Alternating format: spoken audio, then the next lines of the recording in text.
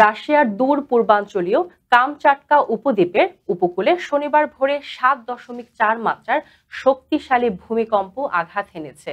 যুক্তরাষ্ট্রের ভূতাত্ত্বিক জরিপ সংস্থা ইউএসজিএস জানিয়েছে, কম্পনের উৎপত্তি ছিল প্রশাসনিক কেন্দ্র পেত্রোপাভলোভস্ক কাটচটস্কি শহর থেকে ১১১ কিলোমিটার পূর্বে এবং ভূপৃষ্ঠ থেকে প্রায় ৩৯ কিলোমিটার গভীরে।